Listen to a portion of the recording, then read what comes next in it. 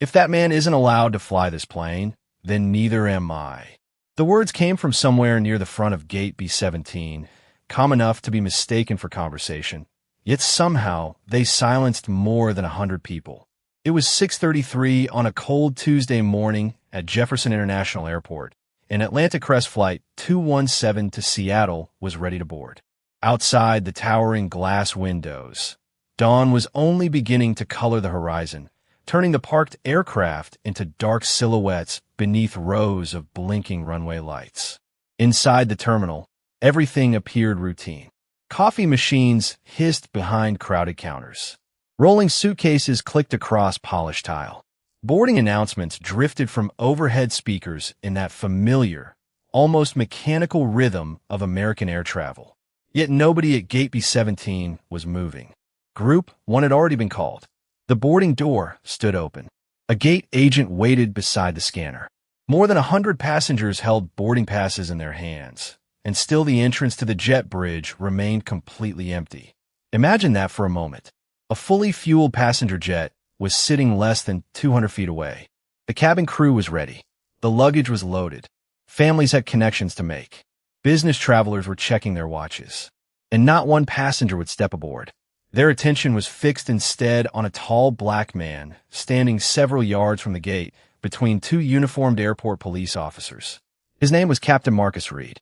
He was 42 years old, had spent 14 years flying commercial aircraft, and was supposed to be sitting in the left seat of Flight 217's cockpit. Instead, Officer Daniel Whitmore stood directly in front of him, holding Marcus's identification card between two fingers as though the small piece of plastic represented a problem he had already decided existed. Marcus wore the unmistakable uniform an Atlantic Crest captain, navy jacket, pressed white shirt, for gold stripes around each sleeve, and a pair of silver pilot wings above his chest pocket. His black roller bag stood beside his polished shoes. Nothing about him suggested panic. Nothing about him suggested aggression. His hands remained visible. His shoulders stayed level. Only his eyes revealed how carefully he was measuring every second. A few feet away, Officer Kyle Mercer watched in uncomfortable silence while phones slowly appeared throughout the waiting area. One belonged to Naomi Brooks, a passenger who had begun recording minutes earlier. Another belonged to an older man named Robert Hayes, though he wasn't filming. He was simply watching. Watching Marcus. Watching Whitmore. Watching an airline employee repeatedly attempt to explain something the officer seemed unwilling to hear. Then the overhead speaker chimed again. Atlantic Crest Flight 217 to Seattle is now boarding Group 1. Nobody moved. Whitmore glanced toward the crowd, apparently realizing for the first time that the confrontation was no longer private. Marcus looked past him toward the aircraft waiting beyond the glass. He could see the nose of a jet. He could see the ground crew moving beneath it.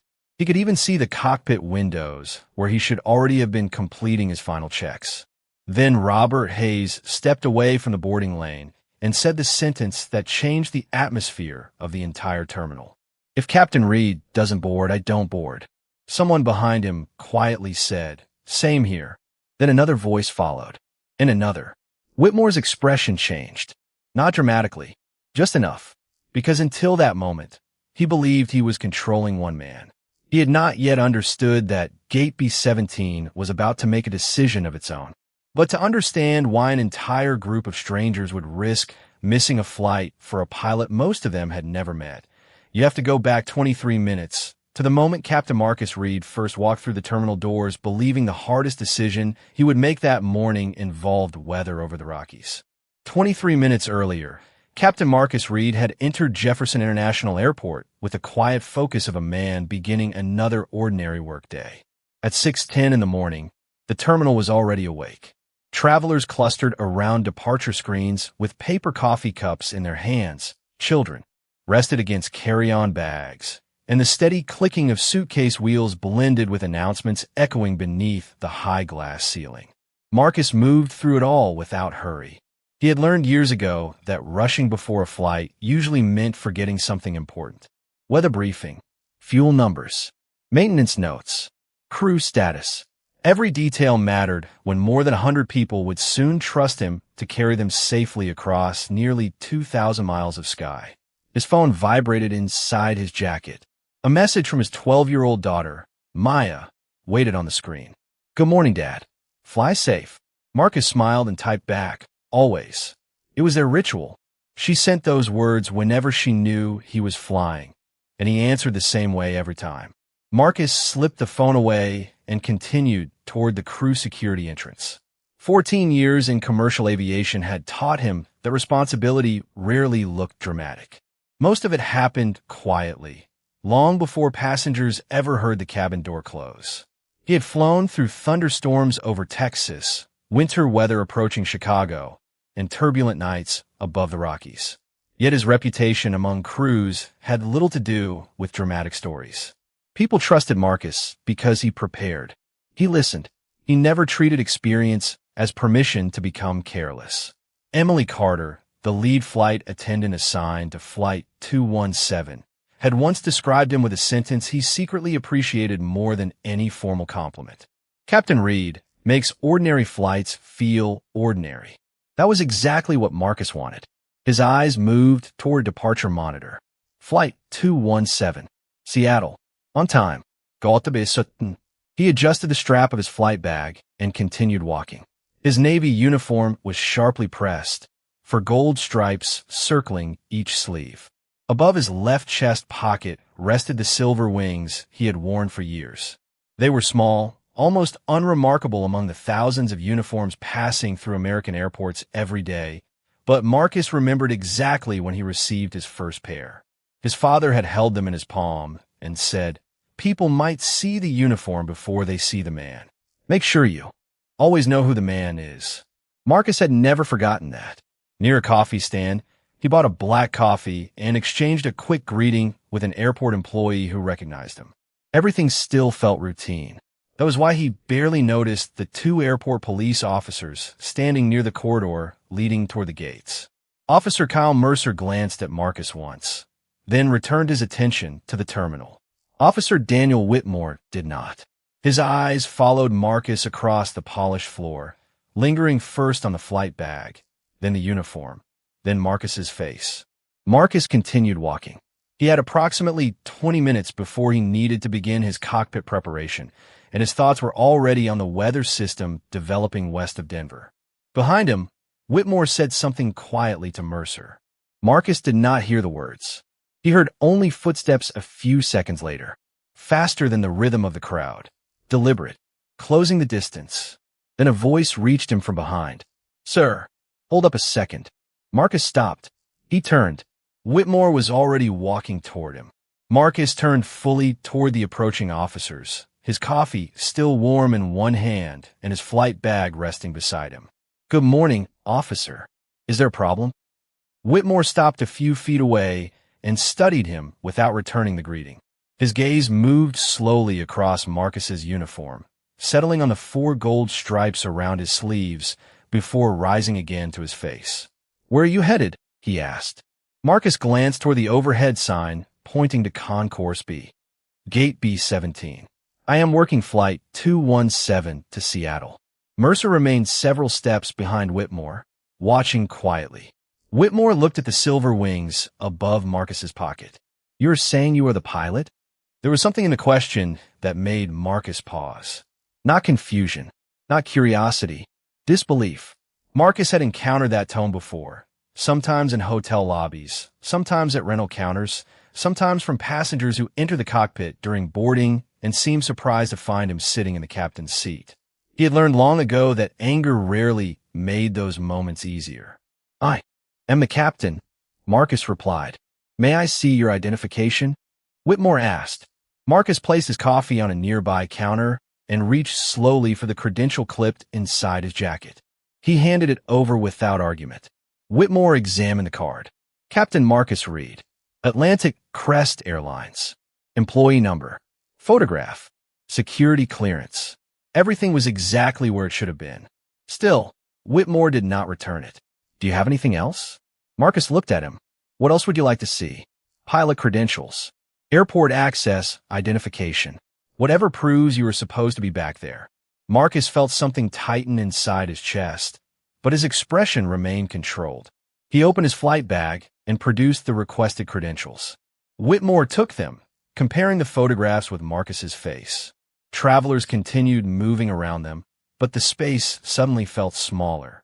A few people slowed as they passed. Mercer leaned slightly toward his partner. The identification looks current. Whitmore barely acknowledged him. Anybody can get a uniform, he said. The words landed softly, which somehow made them heavier. Marcus stared at him for a moment. Not the flight hours behind it. Whitmore's eyes narrowed. What is that supposed to mean? It means you have my company identification, my airport credential, and my pilot certificate. You can verify all three. Marcus's voice remained even. I also have a flight to prepare. Whitmore looked toward gate B-17 and then back at Marcus. You seem pretty eager to get through that door. Marcus almost smiled at the absurdity of the statement, but he did not. Officer, I am the captain. Getting through that door is my job. Several yards away, Naomi Brooks had stopped beside a charging station. She had been checking a message when the conversation caught her attention. Now her phone remained forgotten in her hand as she watched. Whitmore stepped slightly closer, still holding Marcus's credentials.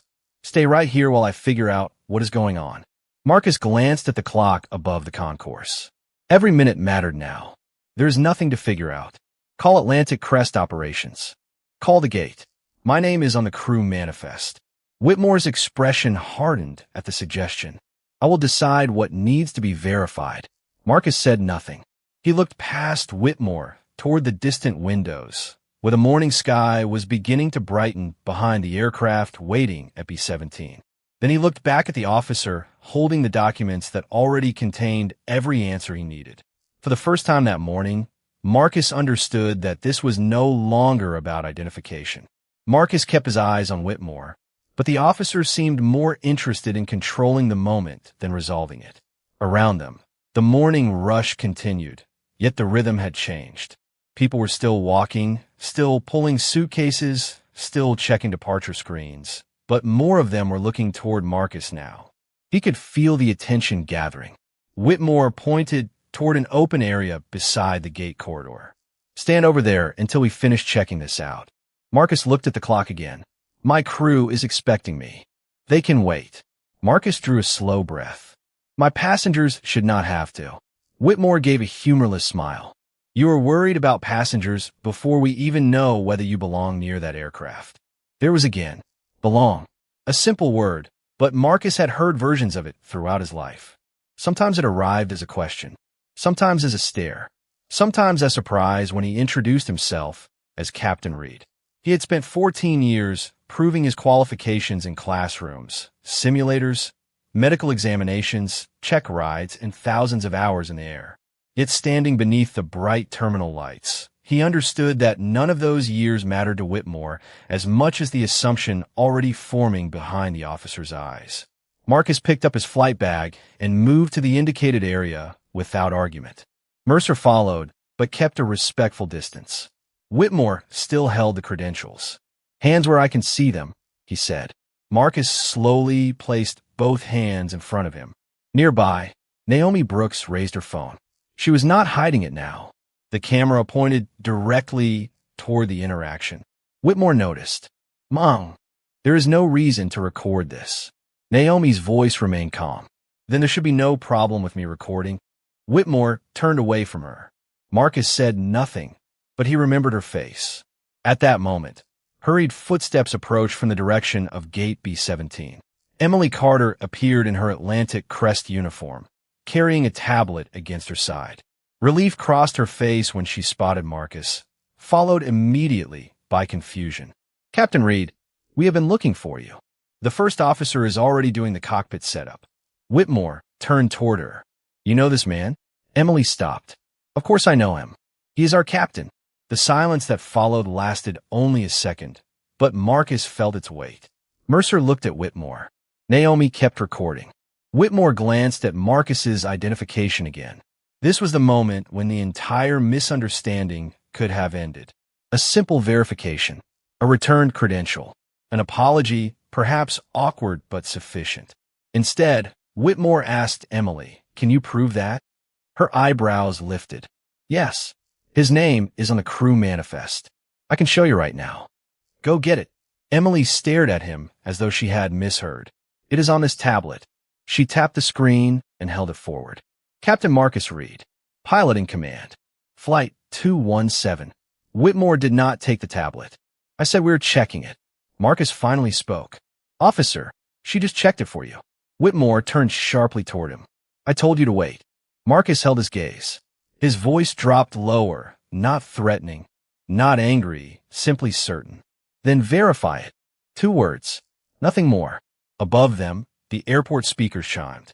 Atlantic Crest Flight 217 to Seattle will begin boarding in approximately 10 minutes. Marcus looked toward gate B-17. 10 minutes. Behind the glass, his aircraft waited. Around him, more phones were beginning to rise. The announcement changed the mood around gate B-17.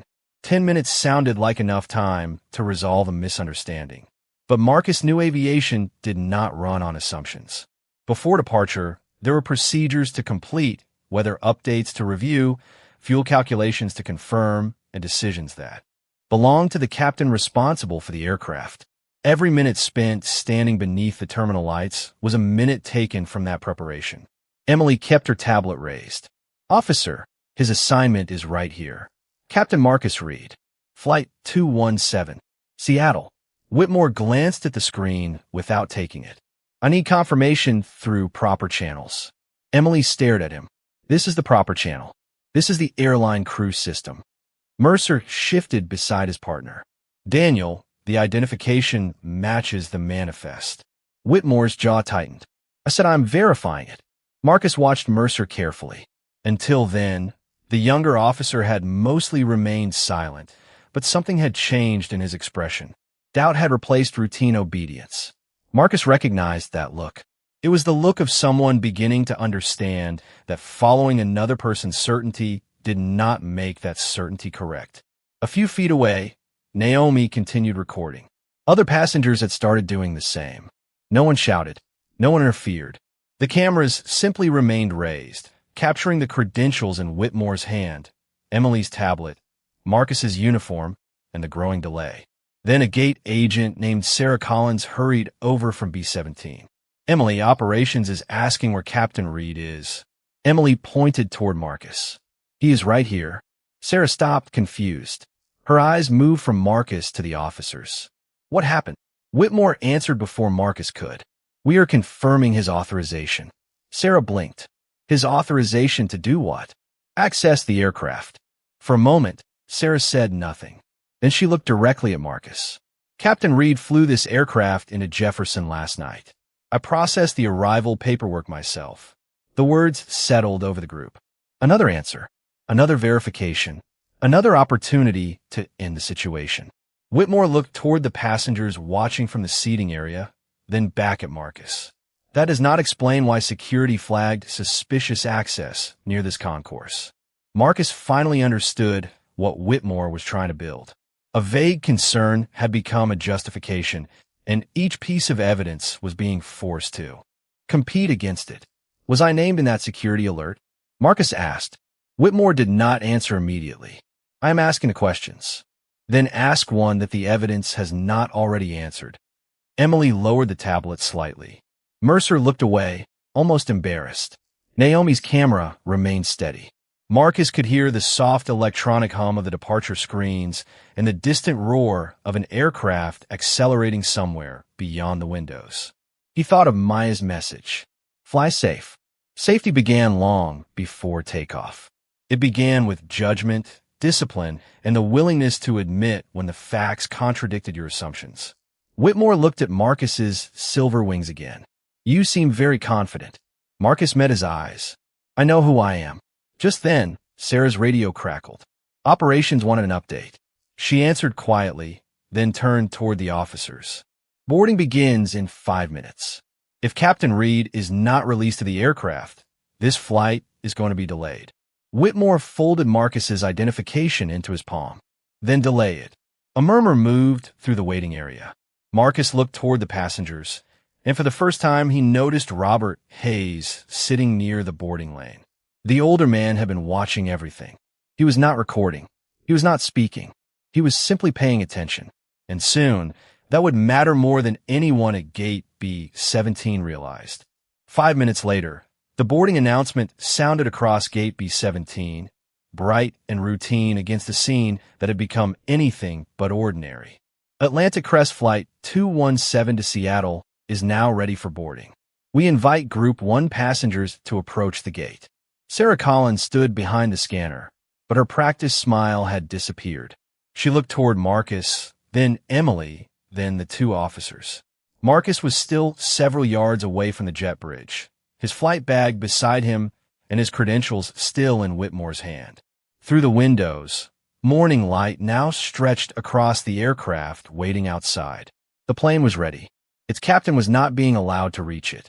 Passengers began gathering automatically, conditioned by years of airport routines. Phones went into pockets. Coffee cups were collected. Suitcases rolled forward. Robert Hayes rose from his seat and joined the front of the line.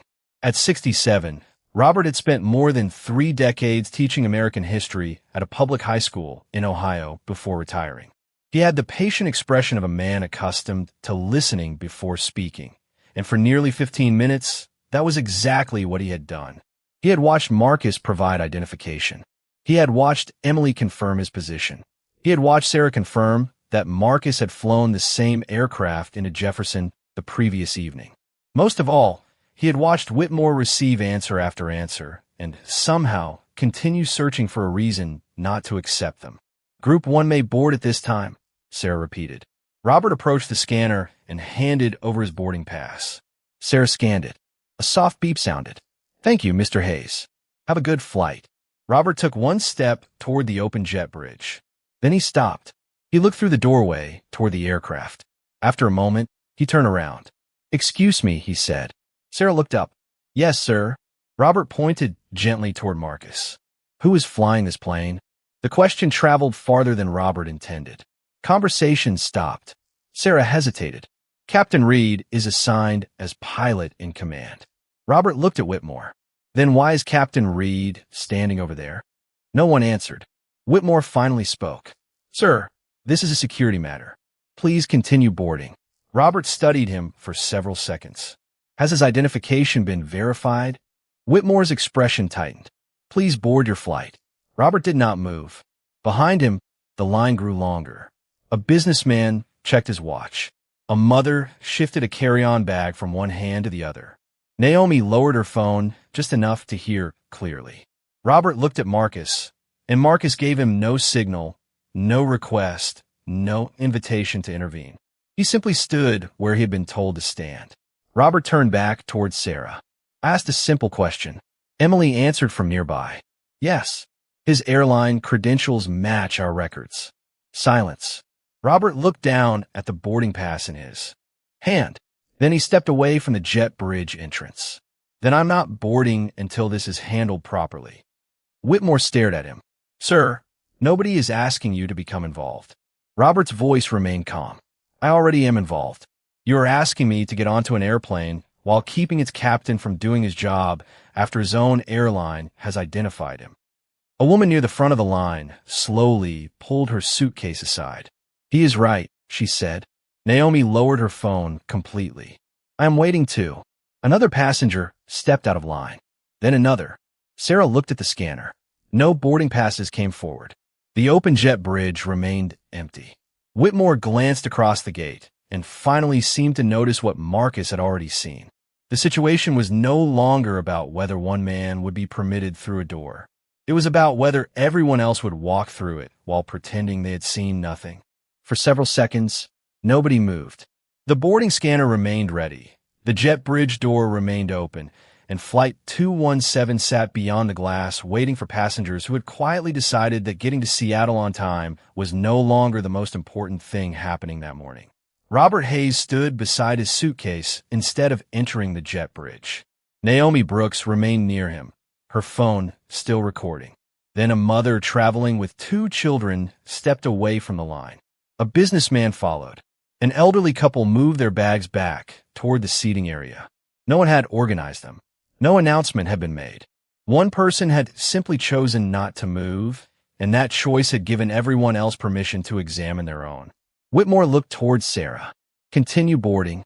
Sarah hesitated. "I cannot make them board." "Then tell them the flight may be delayed." Robert heard him. "We understand that." He looked around at the other passengers. "I have waited through delays before." A woman behind him nodded. "So have I." Another passenger closed his laptop and stood. "If Captain Reed is cleared by the airline, I can wait until this gets sorted out." The words were ordinary. That was what made them powerful. There were no chants, no raised voices, no dramatic speeches, just people making individual decisions in public. Marcus watched from several yards away, almost uncomfortable with the attention. He had never asked anyone to miss a connection for him. He had never wanted to become the center of a confrontation. All he had wanted was to walk into the cockpit, complete his checks, and carry his passengers safely to Seattle. Yet the same passengers he had been preparing to serve were now refusing to leave him standing alone. Emily moved closer to Marcus.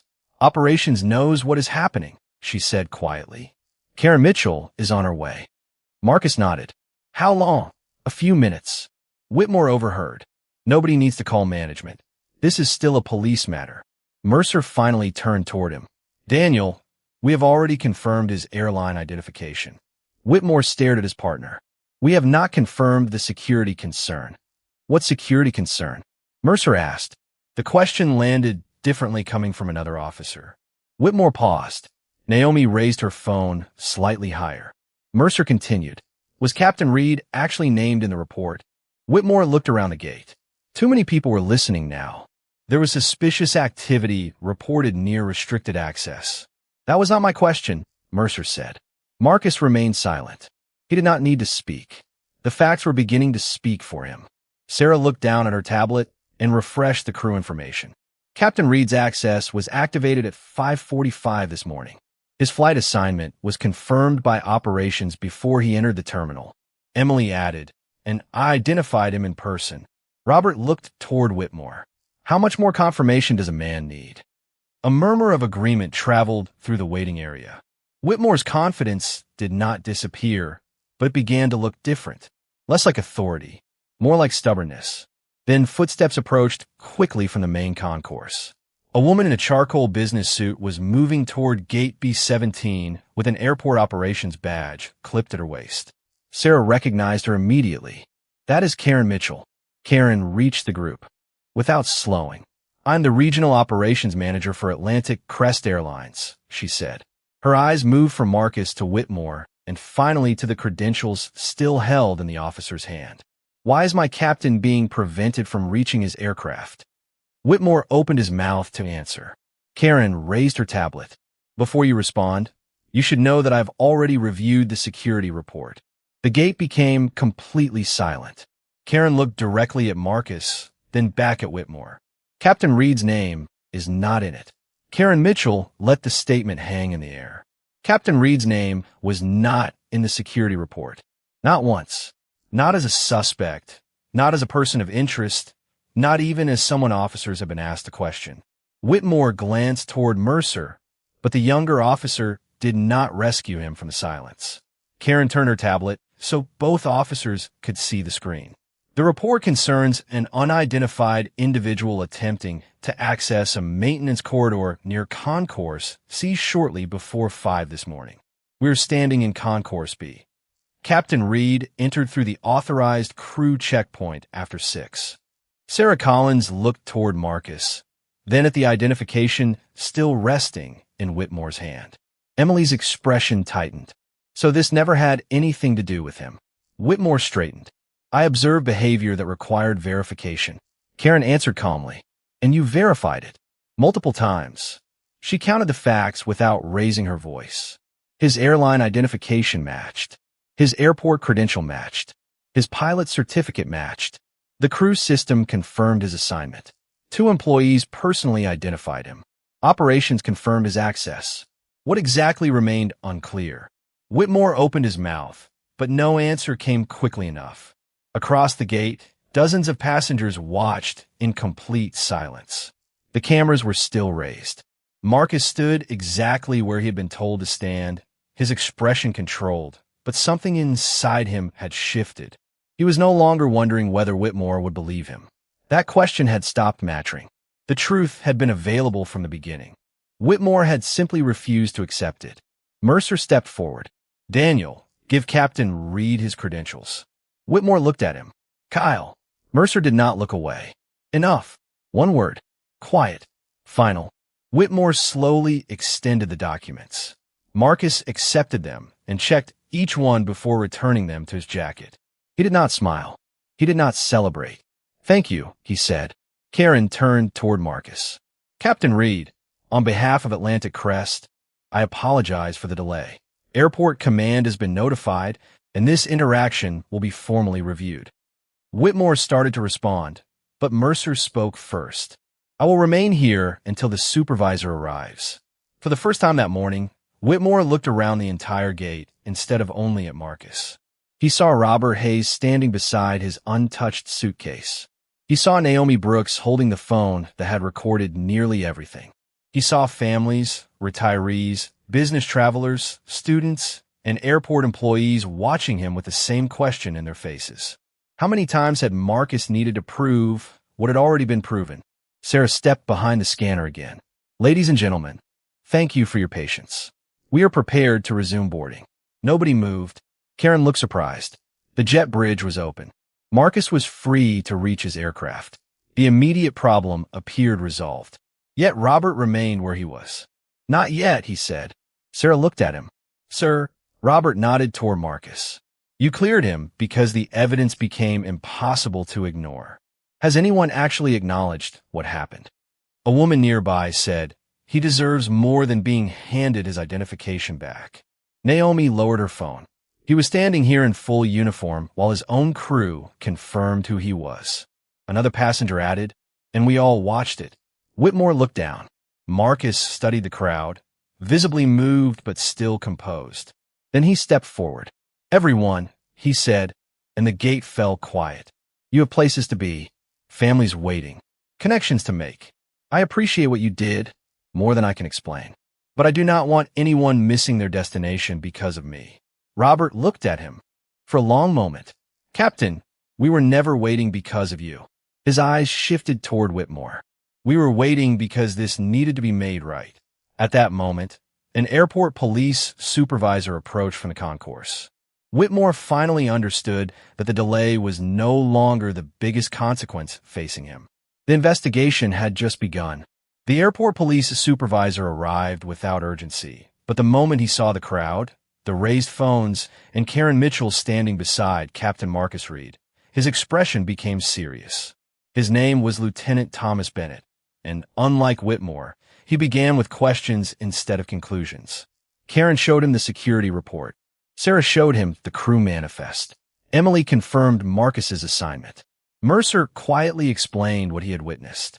Naomi told Bennett that her recording began before Marcus had been moved away from the gate. Bennett listened to each person, then turned toward Whitmore. "Officer Whitmore, you are relieved from gate duty pending review. Officer Mercer, remain available for a statement." Whitmore seemed ready to defend himself, but Bennett raised one hand. "Not here. Not in front of passengers. We will review the facts properly." There was no dramatic confrontation. No cheating. No public humiliation in return. Whitmore simply walked away beside the supervisor, and perhaps that was what made the moment feel so different. Marcus had been treated as though dignity were something he needed to earn. Now accountability arrived without anyone needing to take dignity from someone else. Karen faced the passengers. "What happened this morning will be formally reviewed. Captain Reed was properly credentialed and authorized from the moment he entered this airport. He should never have been prevented from reaching his aircraft after his identity was confirmed." Robert Hayes gave a small nod. Naomi lowered her phone. The tension that had held Gate B-17 seemed to loosen all at once. Marcus looked at the departure screen. Flight 217 was delayed, but only by minutes. Karen approached him. "Marcus, nobody expects you to continue if you do not feel comfortable. We can arrange another." "Captain." Marcus looked through the glass toward the aircraft. Then he looked at the people who had refused to board. Some had connections waiting in Seattle. Some had meetings. Some were traveling home. They had risked inconvenience for a stranger because they believed silence would have cost more. They waited for me, Marcus said quietly. I will fly them. Emily smiled for the first time that morning. Sarah returned to the scanner. Ladies and gentlemen, we are ready to resume boarding.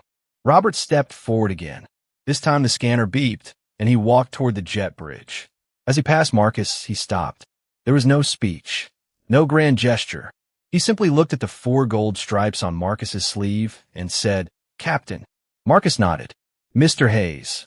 Then Robert continued toward the aircraft. One passenger followed, then another. The empty boarding lane filled again, but the silence was different now. It was no longer the silence of people wondering whether they should get involved. It was the quiet of people who already had. Near the end of the line, the young boy Marcus had noticed earlier walked beside his mother. The child looked up at the silver wings above Marcus's chest pocket. Are you really flying our plane? Marcus smiled. I really am. The boy grinned and continued toward the jet bridge. Minutes later, Marcus entered the cockpit and placed his flight bag beside the captain's seat. The first officer looked over. You all right? Marcus glanced through the windshield at the pale morning sky. I am now. He sat down and began the checklist. Switches, instruments, weather, fuel. The familiar rhythm returned. Before closing his jacket, his fingers briefly touched the silver wings his father had once held in his palm. People might see the uniform before they see the man. Make sure you always know who the man is. Marcus finally understood those words in a different way. Sometimes dignity survives because one person refuses to surrender it. Sometimes justice arrives because strangers refuse to look away. Officer Whitmore had believed a badge allowed him to decide who belonged. That morning, more than 100 ordinary people reminded him. That authority may control a doorway, but it can never decide another person's worth. And the passengers did not stop a flight that morning. They stopped silence from boarding with them.